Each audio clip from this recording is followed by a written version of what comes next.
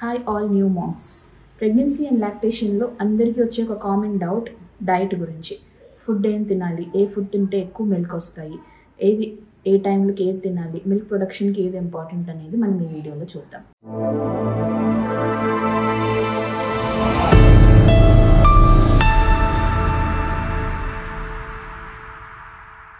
First of all, ప్రెగ్నెన్సీలో కన్నా లాక్టేషన్లో మనకి ఆకలి అనేది చాలా ఎక్కువ అవుతుంది. అండ్ యూ షుడ్ రిమెంబర్, లాక్టేషన్లో క్యాలరీ వైజ్ చూసుకుంటే ఓన్లీ 350 క్యాలరీస్ ఎక్స్ట్రా రిక్వైర్మెంట్ అనేది నార్మల్ టైం కన్నా మనకు ఉంటుంది. సో ఫస్ట్ థింగ్ గుర్తుపెట్టుకోండి, ఓవర్ ఈటింగ్ అని చేయకూడదు. At the same time you should not under it. So the proper diet maintain చేసుకోవడం అనేది చాలా చాలా ఇంపార్టెంట్. తక్కువ తినేస్తే పాలు తక్కువ వచ్చేస్తాయేమో అని చెప్పేసి ఓవర్గా తినడం వల్ల ఇంక్రీజ్డ్ వెయిట్ గెయిన్ అయిపోయి ఫర్దర్గా బ్యాక్ పెయిన్, నీ ప్రాబ్లమ్స్, నీ పెయిన్స్ ఇలాంటివి రావచ్చు because of bad posture also. So diet అనేది ప్రాపర్గా మెయింటైన్ చేసుకుంటూ మీ మిల్క్ ప్రొడక్షన్కి ఎంత కావాలో అంత తినడం అనేది లాక్టేషన్లో చాలా చాలా ఇంపార్టెంట్.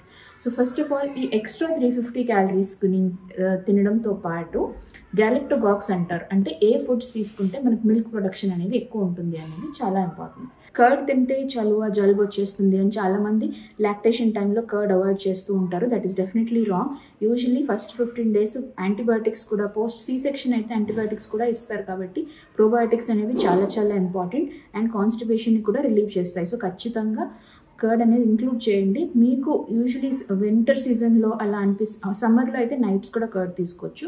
వింటర్స్లో మాత్రము ఆ కర్డ్ అవాయిడ్ చేయాలనుకుంటే నైట్ అవాయిడ్ చేయొచ్చు, కానీ ఖచ్చితంగా ఆఫ్టర్నూన్స్ అయితే 1 full cup of curd is very important. So ఇలా లంచ్ స్పెసిఫిక్గా సింపుల్గా పెట్టేసుకొని ఎక్కువ రైస్ క్వాంటిటీ ఎక్కువ తీసుకోకుండా కొంచెం తగ్గించి ఆల్టర్నేట్గా బ్రౌన్ రైస్ కూడా తీసుకోవచ్చు. అండ్ ఈవినింగ్ స్నాక్ ఫ్రూట్స్ తీసుకోండి. 4:35 before 5 o'clock any bowl of fruits according to the season.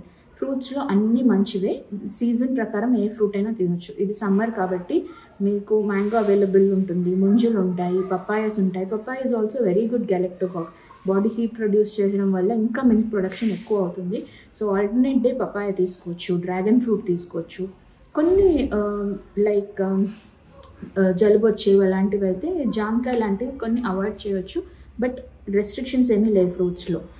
Mango తింటే ఎక్కువ మోషన్స్ వస్తాయి, పిల్లలకి మోషన్స్ వచ్చేస్తాయి అని మ్యాంగో అవాయిడ్ చేయాల్సిన అవసరం లేదు. Limited quantity, around 1 small mango evening టైంలో తింటే it is absolutely okay. And ఈ సీజన్ ముంజలు ఉంటాయి, ముంజలు అది కూడా లేత తాటి ముంజలు ఈవినింగ్ టైమ్స్ తీసుకోవచ్చు. చాలా చాలా మంచిది, బాడీకి చలువ and good for digestion also. గట్టి ముంజలు కాకుండా లేత ముంజలు తీసుకోండి, ఇట్ ఈస్ అబ్సల్యూట్లీ ఫైన్. ముంజలు తినకూడదని ఏమీ లేదు. అండ్ యూజువలీ డిన్నర్ ఎర్లీగా ఫినిష్ చేసుకోవడానికి ట్రై చేయండి.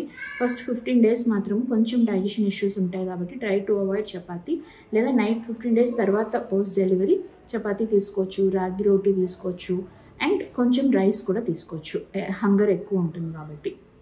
సో ఇలా ఈ క్యాలరీస్ మెయింటైన్ చేసుకుంటూ ఎర్లీ డిన్నర్ చేసేసి night time before sleeping again 1 glass of water and with 1 glass of milk అనేది తీసుకోవచ్చు.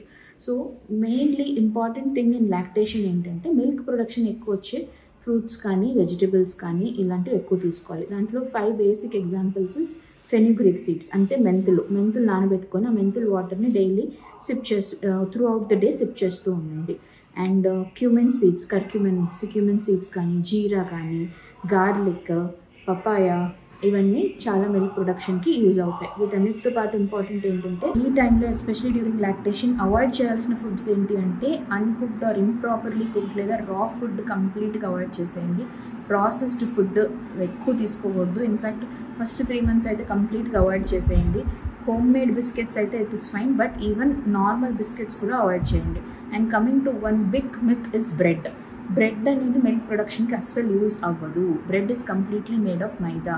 సపోజ్ బ్రెడ్ తినాలని కేవింగ్ ఉంటే ప్యూర్ వీట్ బ్రెడ్ అప్పుడప్పుడు తినొచ్చు, it is absolutely okay, but make sure it is only wheat bread. Maida అస్సలు add అవ్వకూడదు and ఎక్కువ preservatives ఉండకూడదు. ఫ్రెష్లీ బేక్డ్ వీట్ బ్రెడ్ అవైలబుల్గా ఉంటాయితే అప్పుడప్పుడు తీసుకోవచ్చు, no harm.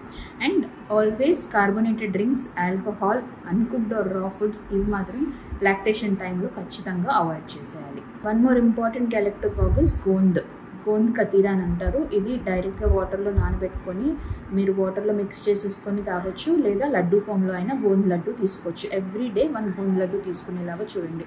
Usually night times ఎక్కువ ఆకలేస్తుంది కాబట్టి మీ బెడ్ సైడ్ కంప్లీట్గా 1 full liter 1 water bottles milk అనేది నైట్ టైమ్స్ చేయొచ్చు.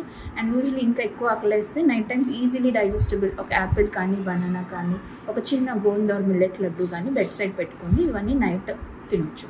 So one more apart from diet mainly milk ప్రొడక్షన్కి అన్నిటికన్నా ఇంపార్టెంట్ కావాల్సింది ఏంటంటే కాన్స్టెంట్ మిల్క్ సప్లైకి important key is baby sucking.